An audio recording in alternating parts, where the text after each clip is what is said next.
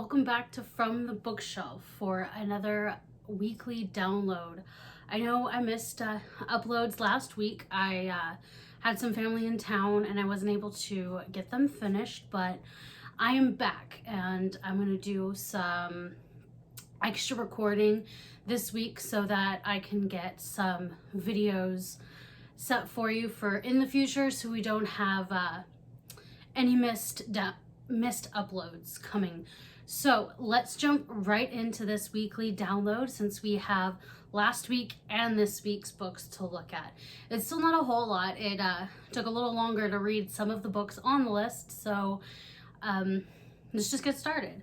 The first book we have, so I don't have any of the books with me. The majority of them I had to get back to the library because they were due.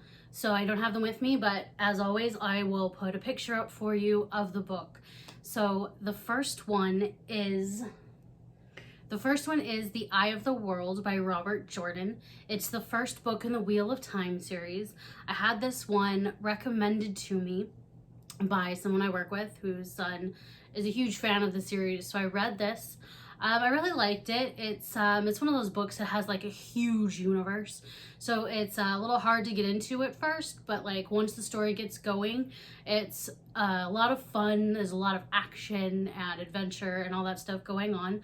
I think I gave this one a 7 out of 10, mostly just because with a huge world like this, it's a little harder to get into, so it did drop that down a little bit, but as I keep reading the books in the series, we may see that number go up. And then the next book that we have is Battleground by Jim Butcher. This is the newest book in the Dresden Files series, one of my absolute favorite book series like ever. I've read them all several times. This one I gave a 9 out of 10 because it's an amazing read. It's really good, well written. There's lots of action. It's literally 95% action and all of that because technically his last book, Peace Talks, and this one, Battleground, were one book, and because it was so long, they split it into two. So this one is like all the action, like non-stop action. However, there is a spoiler in this book. Someone dies, and it literally ruined my life. Like, no joke. I'm like dead right now. But that being said, the book I gave a 9 out of 10 because it's the Dresden Files and they're amazing. So if you want to read those, start at Stormfront, which is the first book. And then we have The Last Punisher by Kevin Lash. I'm not sure how to pronounce that. It's L-A-C-Z. So if I'm wrong, sorry, feel free to correct me if you know the proper pronunciation. But this is a memoir of a former Navy SEAL during the Battle of Ramaldi. It's really good. If you read any of these military memoirs, Navy SEAL memoirs, then a lot of the characters, or they're not really characters, a lot of the people in the book, because they're real people, have been in lots of them because they were all kind of there during that battle. So, a lot of the names are familiar, such as Chris Kyle, who wrote American Sniper, movie, which was also made into a movie starring Bradley Cooper as Chris Kyle. Both really good, and you should go read and watch those as well.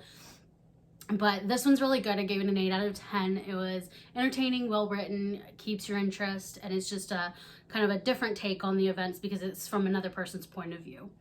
So then we have another Jack Ryan book, Threat Vector. So this one was written by both Tom Clancy and Mark Greaney.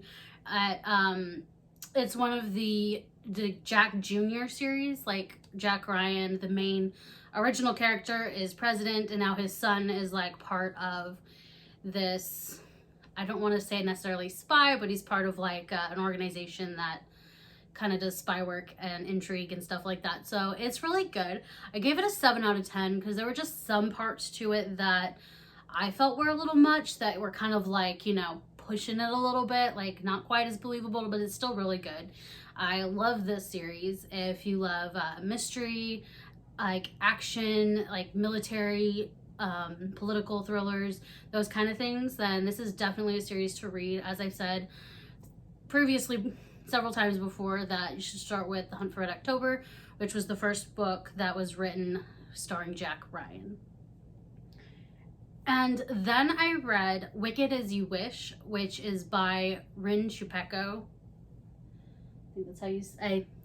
I think that's how you say it. Again, sometimes I'm not the best with names, but this was this author is one I really like. She did The Girl from the Well and its sequel to Suffering, which are horror books for teens. They're amazing. Those books I give like 9 out of 10 or even a 10 out of 10. They're entertaining, scary, and all of that. This one is a little bit different. It's more about like magic and kind of like a modern telling of fairy tales and stuff. It was good. It wasn't as good as some of her other books and some of the other stuff I've read. So I think I gave it like a 6 out of 10, maybe closer to a 7 out of 10. Just because out of her stuff, I think it's one of my least favorite. That being said, it was still really good. It was entertaining, and I think a lot of you, if you like fairy tales, modern takes on those, and that kind of thing, then you should definitely read this. It's like a must-read kind of book, even though I didn't particularly think it was her best, but you might, because like I said, I love her, and it's part of a series, a new series, so I'll continue reading that, and I'll let you know what I think after the next one comes out. So then I read a couple of nonfiction books. The first one, was called Legion vs. Phalanx, which was by Mike Cole. Mike Cole writes usually fiction, which like military sci-fi, so it like takes place in the future or in space and that kind of stuff. A lot of real fiction. But so this one kind of like looks at the history of like the Legion and the Phalanx, which are fighting styles of like the Romans and the prior to the Romans and stuff like that. And it was an interesting book. At times it was a little bit dry, as a lot of nonfiction can be for me. I gave the book a 6 out of 10 just because it was a little harder for me to read. However, it was really interesting and it's well written. He definitely knows how to tell a story when he's talking about the battles and stuff like that.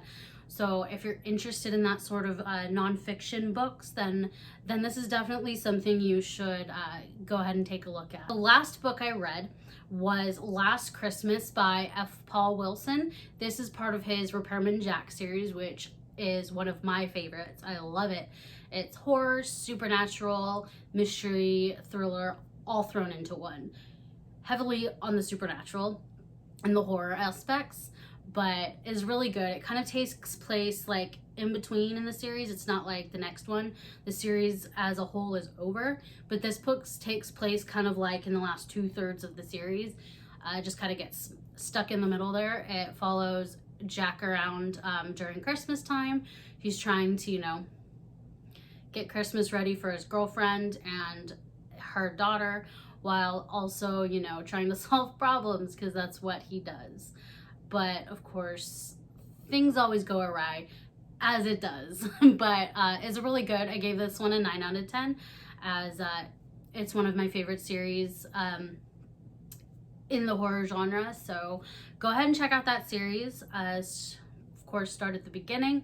I can't tell you off the top of my head what the first book is, but I'll let that in for you as well, so you can know where to start when it comes to Repairman Jack. So that's it for this week. Like I said, there's not a whole lot that I've read the last 2 weeks because I've either been busy not reading as much, or some of the books I read were like super big. So thanks for stopping by. If I've inspired you to read anything, go ahead and let me know what you think. Make posts, and don't forget to use #OffTheBookshelf. And I'll see you next week.